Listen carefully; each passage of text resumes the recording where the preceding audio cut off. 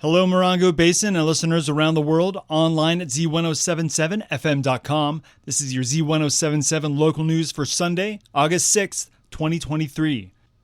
As of Saturday, the York Fire burning in the Mojave National Preserve is just over 93,000 acres with 93% containment, according to the National Park Service. Firefighters are successfully working to extinguish any remaining heat on the fire's perimeter using minimal impact suppression techniques, or MIST.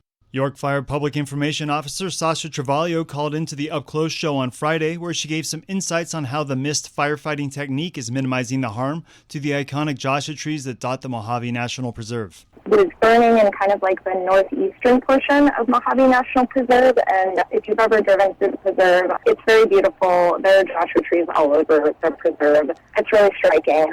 There definitely is going to be some Joshua tree loss because of the York Fire, but the great news is that crews were using a technique called MIST, and that's minimal impact suppression. And that is a technique that wildland firefighters especially use to be kind of light on the land and make sure that the suppression efforts that they're putting into a fire impacts the resource as little as possible, so that they're not damaging the resource while they're, trying to get full suppression to 100% containment, and that they're able to suppress the fire so that those resources, like the Joshua trees, are protected. The York Fire is currently the largest wildfire in California, and the cause of the fire is unknown and still under investigation.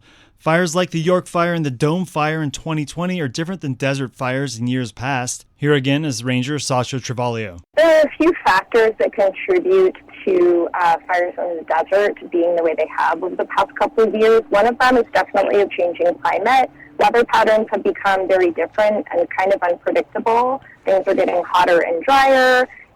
Sometimes when we have those monsoon systems come in, while they provide humidity, there isn't as much rain as there has been, in years past, and so we get a lot of dry lightning strikes. The other big contributor to the change in desert fires recently is definitely invasive grasses. In Joshua Tree National Park, we have pretty prolific invasive grasses, and that definitely contributes to the spread of fires. In the past, when fires start in the desert, there's not a lot of vegetation to spread that heat and that flame from plant to plant. So those fires stay pretty small, extinguish pretty quickly. But now that we have these invasive grasses, they provide fuel that kind of carries the fire from larger plants like Joshua trees or creosote along the desert, so it allows them to get bigger. You can see this story at Z107.7FM.com for the full interview with Sasha, along with biologist Michael Vamstead and Joshua Tree Superintendent Jane Rogers. And that's your local news. Reporting for the Morongo Basin News Leader, the award-winning Z107.7 News, I'm Robert Hayden.